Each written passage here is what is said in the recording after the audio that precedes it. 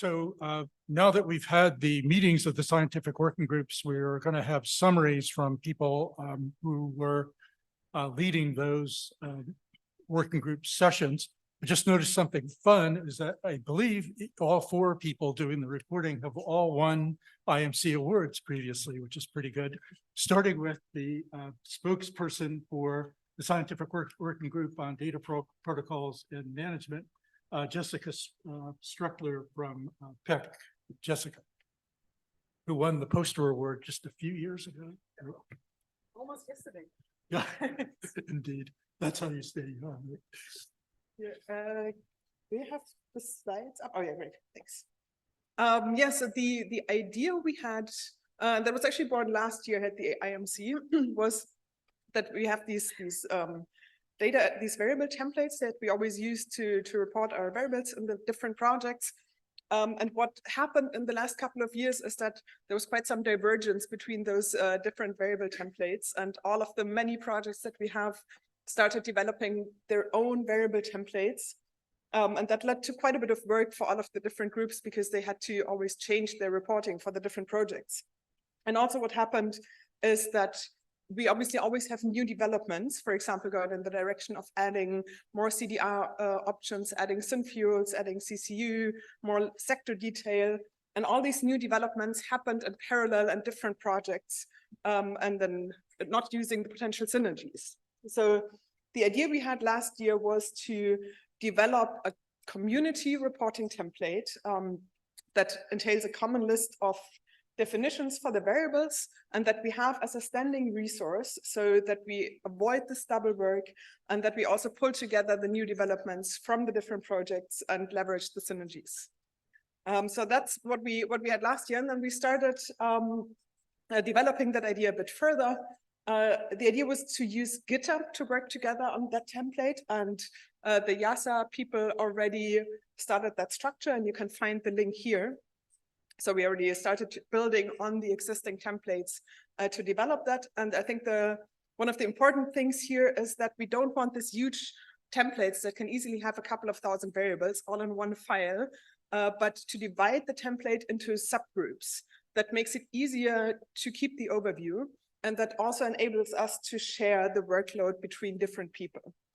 So in the last couple of months, we've come up with an idea how these different subgroups should be formed. And also, if we have these subgroups and they develop more and more detail, then the template will inevitably grow. So what we would like to do here is that we follow a common tier approach, where we have sort of in tier 1, very basic variables and small numbers possible, tier 2, where we have a standard reporting template, and tier 3, where we have very detailed reporting. Just an example, the subgroup people will decide on how to exactly do that. And then if you want to build a reporting template for your project, you can pull from the different subgroups, the tier level that you need. So you have a reporting template tailored to your needs, but that builds on this community template. So that was the idea. Here you can see the proposal for the subgroups. So it's 9 different subgroups: emissions, energy, then the different end-use sectors: building, transportation, industry, techno-economic information, macroeconomy, land and food, SDGs, and then a cross-cutting group. So we have 10 different subgroups. And what we did in our working group is we finalized the structure. So that's the 10 subgroups that we will go with. We already have people working on those subgroups, and we also have leads or co-leads for the subgroups, I think, except for transport, and there was one else. So if you're interested, please let us know. I put here down the email address that we have. But for most of the subgroups, we already have the people and we have the responsibilities. And what we would like to do in the next couple of weeks is to have sort of a kickoff meeting still this year to get this moving, to get this off the ground. And after that, the subgroups should meet, decide on the structure and the central rules, building on what we already have. We have existing conventions for variable naming. Also put the link here. But sort of include all the developments that we've done, define the tiers, and then I think we already have quite a good basis building on what the projects have done so far, especially Ariadne, Navigate, Engage. So there are quite some projects who already put a lot of work into that. I think we have a good basis to start from. And hopefully we will be able to present the solution next year. And yeah, please let us know if you're still interested in joining. This is an open community effort. Thanks. Thanks very much, Jessica. We don't have much time for questions, but there's a leftover online one. Are you going to do subnational, or is that up to the detail group to decide? This is sort of agnostic to the level. We start with the templates we have from the global models, but it's perfectly open to also national sector models. So we would be happy to include whoever is interested. Great. Thanks again.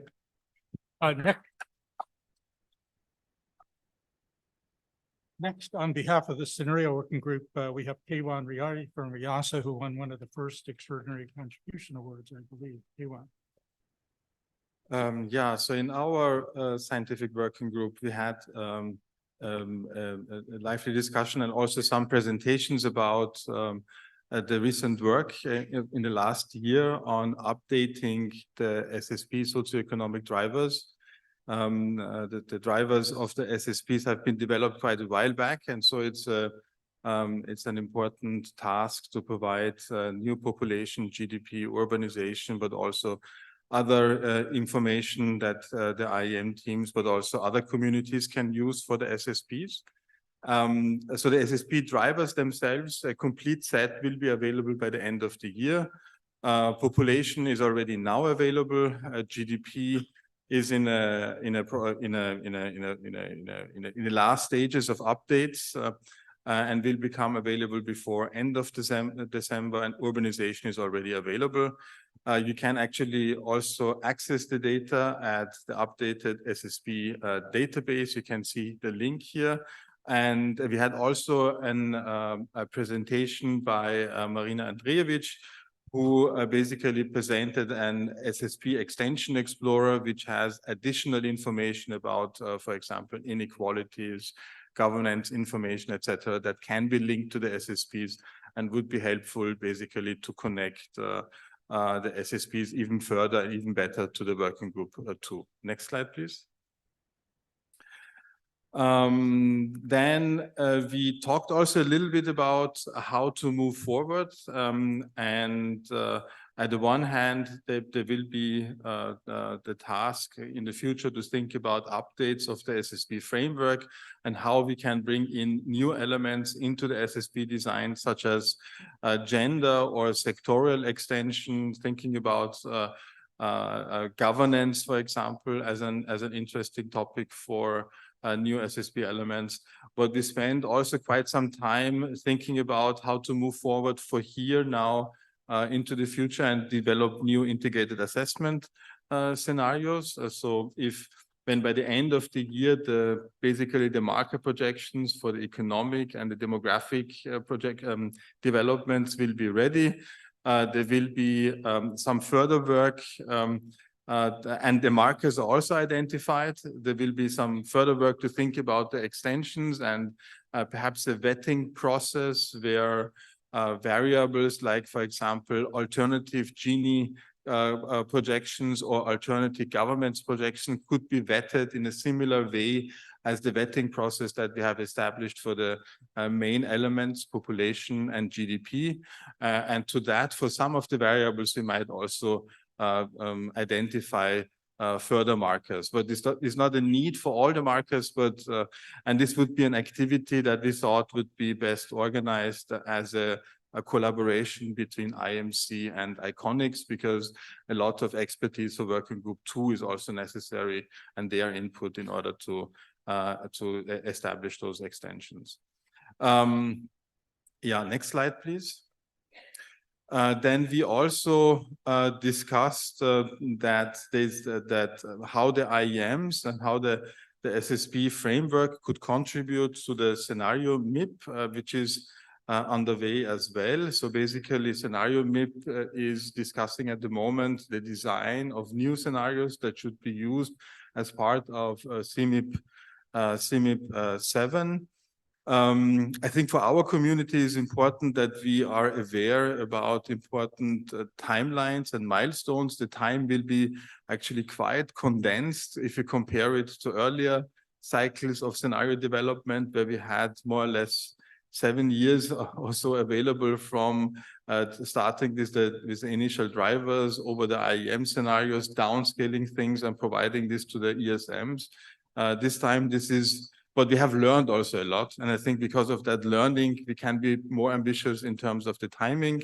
Approximate timing here is a call that will come from the modeling protocol that will be established by the scenario MIP steering committee, which basically would ask IEM teams to quantify SSP-based scenario MIP scenarios. And this protocol will come out around spring 2024. So then, and it would be great to have as many IEM teams involved in the generation of those scenarios, which will then take place in 2024. The timing needs still yet to be determined, but basically the main development would happen in 2024.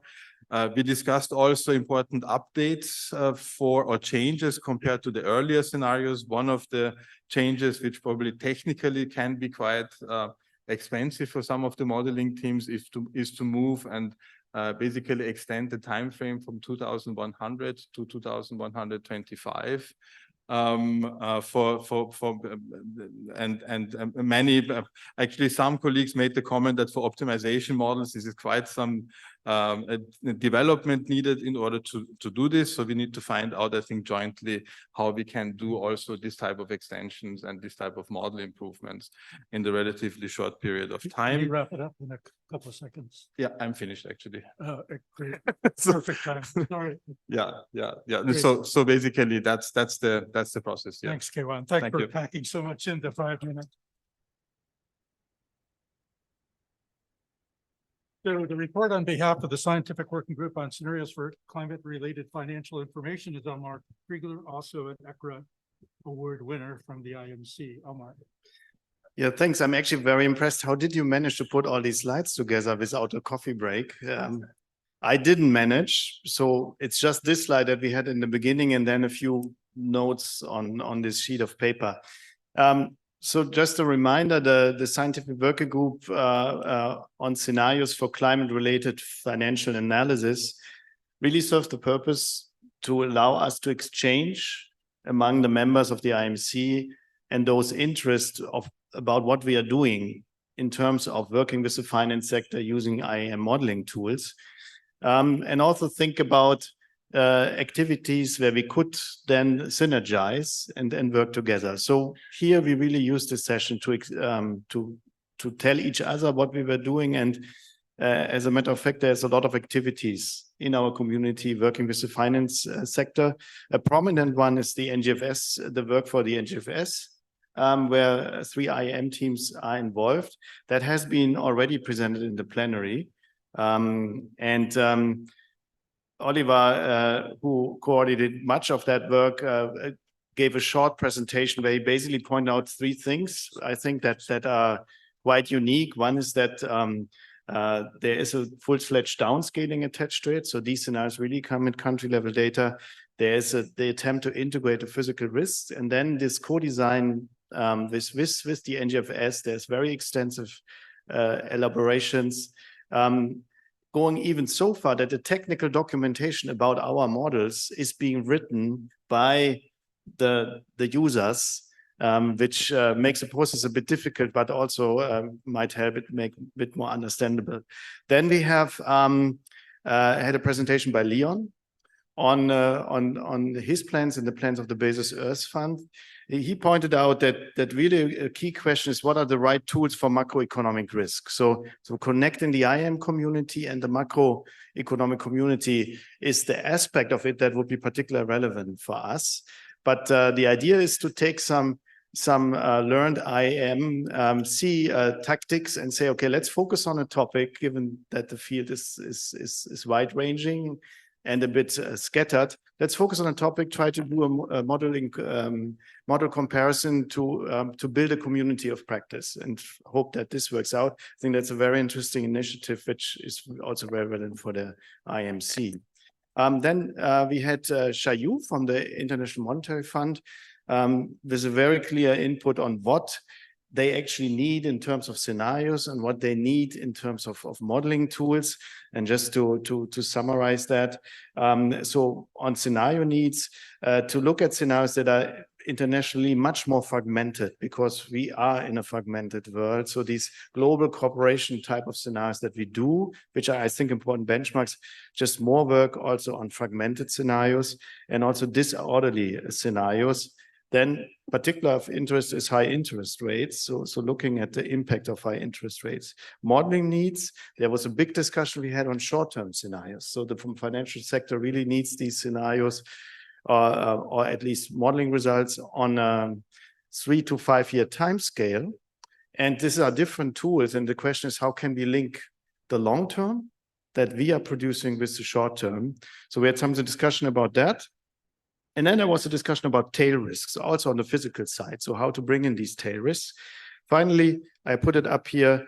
We had input via the World Bank. And here the key questions were, so how can we incentivize private investment? What actually should be the share of private investment and public investment? How to deal with high interest rates and the topic of adaptation. So particular relevant topics also for the Global South. That was the type of topics we discussed. Yeah, and down there you see our mailing list. So if you want to join and be informed about this Proceeding of Scientific Working Group, please shoot an email to us. Thank you. Great, thanks. Thanks, Omar, for your efficiency. So my information is Shinichiro Fujimori is going to give the report on the newest scientific working group called National Scenarios. And he also is a IMC ECRA winner. All right, thank you very much. So, okay, yeah, we had several updates. So one is about this table, which indicates the scenarios that are collected in AR6 chapter 4, and after the AR6 released, there is a clear increases in the models and the national scenarios. And so I think there is a huge demand, and also in the near future, the national scenarios, the role of national scenarios would play much more important role in this area. And particularly, I'd like to emphasize the new update for this year is that we put this national scenario open call, yeah, the scenarios are simple, 3 scenarios like shown in this slide. So reference and current policy scenarios and net zero scenarios. But yeah, there are I think multiple yeah, various conditions in each countries, and there could be some countries like, there's no net zero target, then it's okay. You don't worry about it. If you think you have great reduction scenarios at mid-century, then we allow to submit such kind of scenarios. Or you may think that what is the different scenarios, baseline scenarios, current policy scenarios, there's no distinction in your country. And then that's fine. Just provide a single scenario as a reference, then that's okay. Our current attitude is that we want to get as much as information regarding the national scenario possible as an initial step. And then after getting the information, we would be able to make further steps. And so this is a tentative timeline. We're gonna we are going to release the formal scenario protocol, maybe via email or from the website. And then the next half year will be devoted to make data collections. We think that there will be many challenges to collect the national scenarios because there are relatively less capacity to make, for example, generate the IMC template, and therefore substantial helps might be needed. And finally, we would like to make a data assessment as well as paper writing.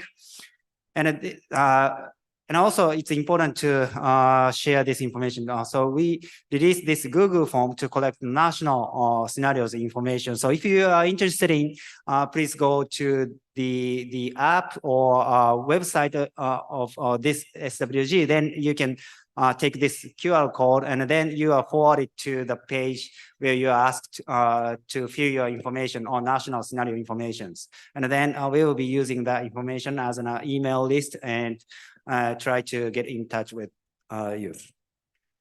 Well, there are a couple of points that we had discussed during today's SWG, and we take up some of them. So one is the standardization will be important, or but it need to be open to any potential or interested countries, or model scenario generation to, so we wouldn't limit to the models.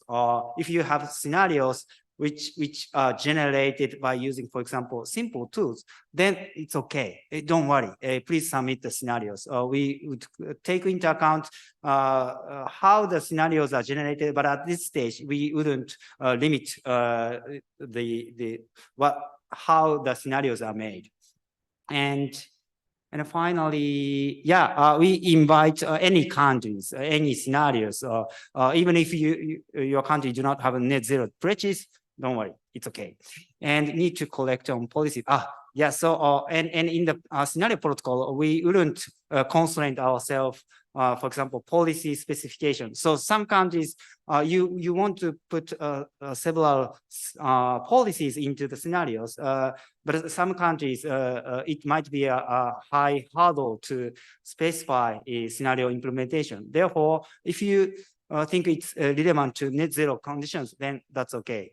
You may be able to include specific policies, but we are not constrained on that aspect. And scenario variables would be also important. I think in the AR6, even in national scenarios, scenario calls, 300 to 400 variables are required to submit, but we are trying to make it simple as possible, as probably 20 or 30 variables are kind of a mandatory variables, but wouldn't go further.